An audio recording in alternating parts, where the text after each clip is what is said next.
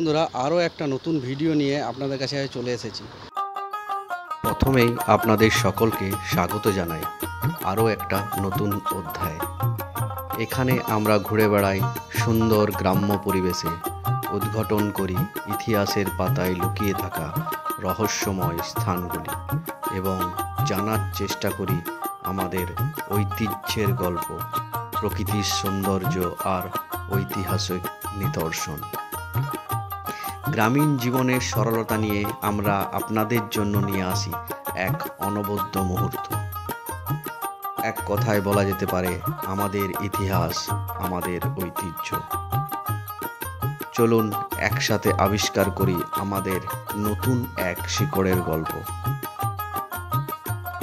আপনাদের কাছে একান্ত অনুরোধ রইল, আপনারা আমাদের সঙ্গে থাকুন এই ভ্রমণ কাহিনীতে।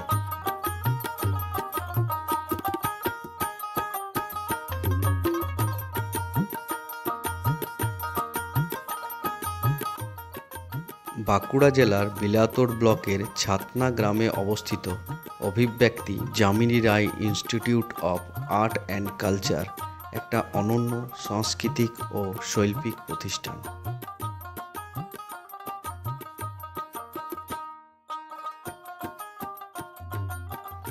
এই প্রতিষ্ঠানটি শিল্পী উৎপল চক্রবর্তী মহাশয় প্রতিষ্ঠা করেছেন এবং এটি শিল্প, স্থাপত্য ও সংস্কৃতির একটা জীবন্ত উদাহরণ। এখানে শ্রদ্ধেয় যামিনী রায় মহাশয় ও শ্রদ্ধেয় রামকিঙ্কর বেজ মহাশয়ের মতো বিখ্যাত শিল্পীদের আদলে উৎপল চক্রবর্তী মহাশয় ও তার ছাত্রছাত্রীদের তৈরি স্থাপত্য ও শিল্পকর্মের নিদর্শন রয়েছে। এই প্রতিষ্ঠানটি বর্তমানে বাঁকুড়া বিশ্ববিদ্যালয়ের আর্ট ফ্যাকাল্টিতে পরিণত হয়েছে এবং এখানে সমস্ত ভাস্কর্য ও স্থাপত্যের রক্ষণাবেক্ষণের দায়িত্ব বাঁকুড়া বিশ্ববিদ্যালয়ের তত্ত্বাবধানেই হয়ে থাকে। বন্ধুরা, আমরা এখন দাঁড়িয়ে আছি আপনার অভিব্যক্তির ভিতরে। চলুন তার ভিতরে যেয়ে আমরা দেখে নিই ওনারা কি আমাদেরকে উপহার দিয়ে গেছেন। এটা শুধু একটা সংগ্রহশালা নয়, বরং এটা শিল্পের মাধ্যমে সমাজ ও প্রকৃতির সাথে মানুষের সম্পর্ককে নতুনভাবে উপস্থাপন করে।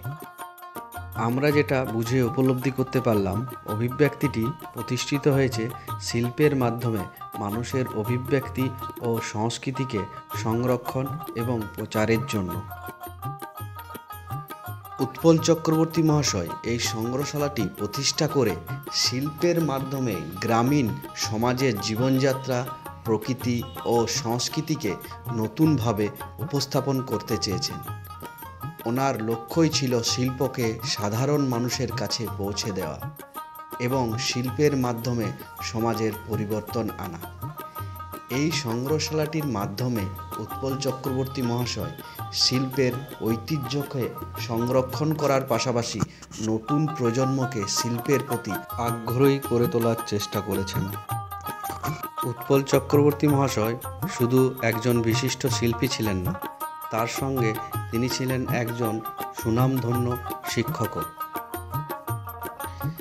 তিনি রামকিঙ্কর বেজ ও যামিনী রায়ের মতন বিখ্যাত শিল্পীদের দ্বারা অনুপ্রাণিত হয়েছেন এবং তাদের শৈলীকে নিজের কাজে প্রয়োগও করেছেন। তিনি শিল্পের পাশাপাশি শিক্ষকতাও করেছেন। উনি ওনার ছাত্রছাত্রীদের শিল্পের বিভিন্ন দিক শিখিয়েছেন এবং তাদেরকে শিল্পের মাধ্যমে নিজের অভিব্যক্তি প্রকাশ করতে উৎসাহিত করেছেন।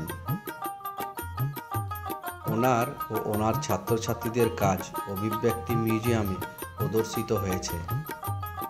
আজ থেকে প্রায় 15-16 বছর আগে 2009 সালে আমার নেহরু যুব কেন্দ্র সংগঠনের সঙ্গে কাজ করার সৌভাগ্য হয়। সেখানে আমরা ন্যাশনাল সার্ভিস ভলেন্টিয়ার পদে কর্মরত ছিলাম। সেই সুবাদে ছাঁদারের পাশের গ্রামে চন্দনপুরে আসার সুযোগ পাই।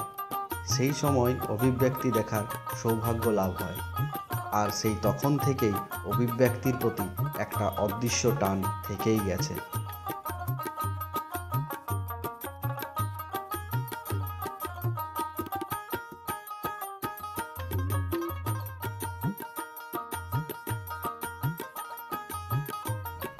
এই কক্ষটিতে উৎপলবাবু তিনি তার শিল্প, সাহিত্য ও স্থাপত্যের চর্চা করতেন। অভিব্যক্তি স্থাপত্য ও নকশা খুবই অনন্য। এখানে স্থানীয় উপকরণ ব্যবহার করে তৈরি করা হয়েছে বিভিন্ন স্থাপত্যের নিদর্শন। সংগ্রহশালাটির নকশীয় গ্রামীণ সংস্কৃতি ও প্রকৃতির প্রতিফলন দেখা যায়। রামকিঙ্কর বেজ মহাশয়ের ভাস্কর্যের মতোই এখানেও প্রাণবন্ত ও গতিশীল নকশা দেখা যায়। অন্যদিকে যামিনী রায় মহাশয়ের চিত্রশৈলীর মতোই এখানেও সরল ও প্রাণবন্ত নকশার ব্যবহার করা হয়েছে। এই সংগ্রহশালার মাধ্যমে স্থানীয় মানুষদের শিল্পের প্রতি আগ্রহী করে তোলার চেষ্টা করা হয়েছে। এখানে শিল্পের বিভিন্ন কর্মশালার আয়োজন করা হয়, যেখানে স্থানীয় মানুষেরা অংশগ্রহণ করে। এই কর্মশালাগুলির মাধ্যমে স্থানীয় মানুষেরা শিল্পের বিভিন্ন দিক শিখতে পারে।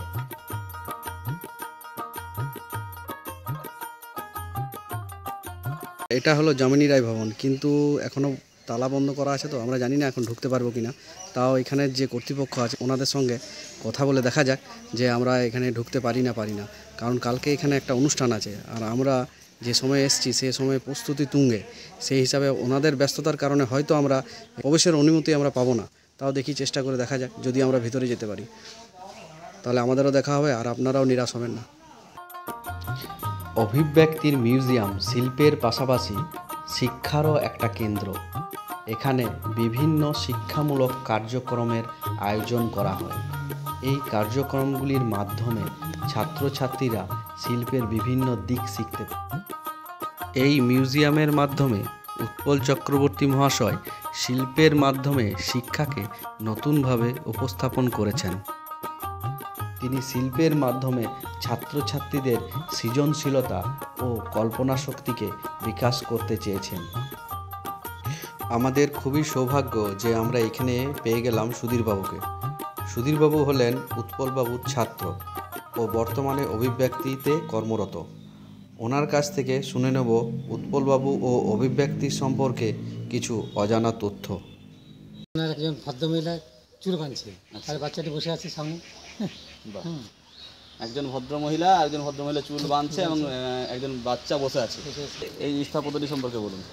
গল্প করছে। আচ্ছা, দুজন গল্প করছে। আচ্ছা, আর ওই দূরে ওইটি বিশ্রাম করছেন, বয়স্ক মানুষ হাঁটু মুড়ে মাথা গুঁজে বিশ্রাম করছেন। ঠিক, খুব সুন্দর। আর এই স্থাপত্যটি দুজন বসে গল্প করছে।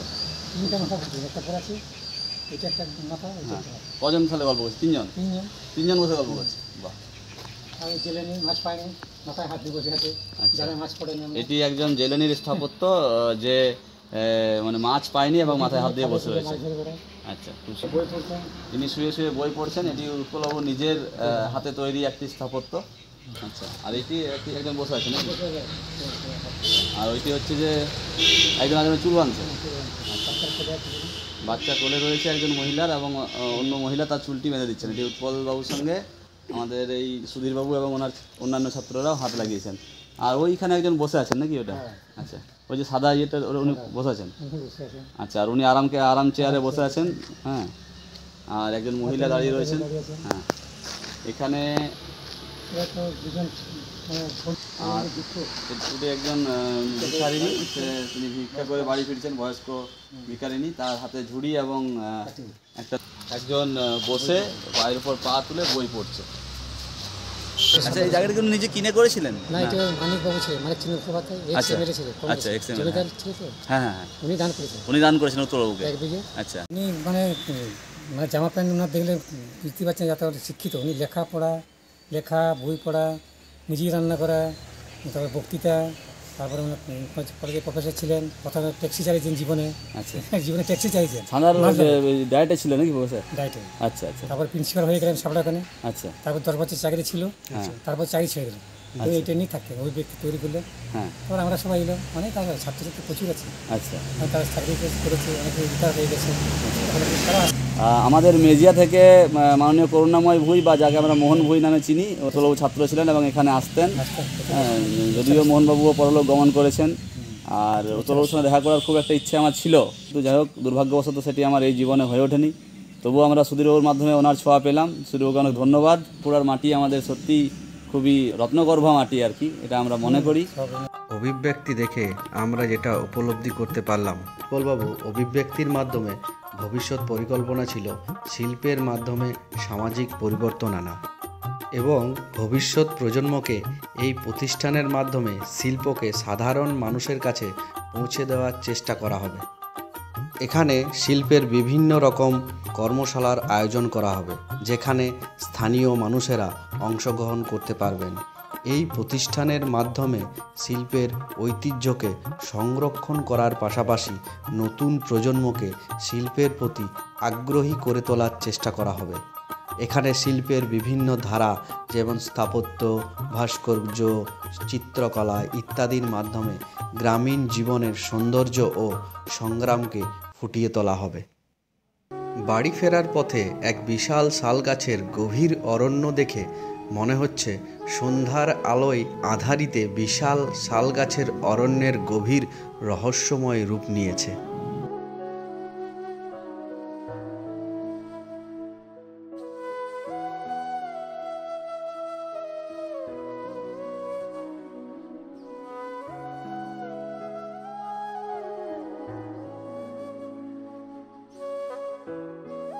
আমার পেছনে একটা শাল গাছের বিরাট একটা বড় জঙ্গল। এই পাতা ঝরার সময়ে দেখুন কত পাতা ঝরে আছে আর নতুন পাতা বেরোচ্ছে। হয়তো আর 15-20 দিন পর এই জায়গাটা থেকে চোখ ফেরানো যাবে না, চারিদিকে শুধু সবুজ আর সবুজ থাকবে। লম্বা সোজা গাছগুলো আকাশের দিকে হাত বাড়িয়ে দাঁড়িয়ে আছে। পাতার ফাঁক দিয়ে সোনালি রোদ ছড়িয়ে পড়ছে মাটিতে। বাতাসে শুকনো পাতার মচমচে শব্দ, কোথাও দূরে পাখির ডাক শোনা যাচ্ছে। গাছের গোড়ায় শ্যামল গুল্ম, বুনলতা আর নাম না জানা ফুলের মৃদু সুবাস মিশে আছে বাতাসে। এ অরণ্য যেন প্রকৃতির এক অলৌকিক আশ্রয়, যেখানে সময় থমকে থাকে, শুধু বাতাস আর জীবজন্তুর খেলা চলতে থাকে নিরবিচ্ছিন্নভাবে। আজকের এই ভ্রমণ কাহিনীতে অসাধারণ একটা অভিজ্ঞতা হলো আমাদের, এবং সঙ্গে থাকার জন্য আপনাদেরকে জানাই অসংখ্য ধন্যবাদ। ভিডিওটি কেমন লাগলো অবশ্যই কমেন্ট করে জানাবেন। এর সঙ্গে আপনাদের ভ্রমণ সম্পর্কে কোনো অভিজ্ঞতা থাকলে সেটাও জানাতে ভুলবেন না। আমাদের সাথে থাকার জন্য একান্ত অনুরোধ রইল, কারণ আমরা এরকমই নিয়ে আসি নতুন নতুন ঐতিহাসিক স্থান, ইতিহাসের রোমাঞ্চকর গল্প এবং গ্রামীণ জীবনের সৌন্দর্য, এবং আমাদের প্রতিটি ভ্রমণই হয়ে উঠুক এক আলোকিত অধ্যায়। আগামী ভিডিওতে আবার দেখা হবে। ততদিন ভালো থাকুন, সুস্থ থাকুন। ধন্যবাদ।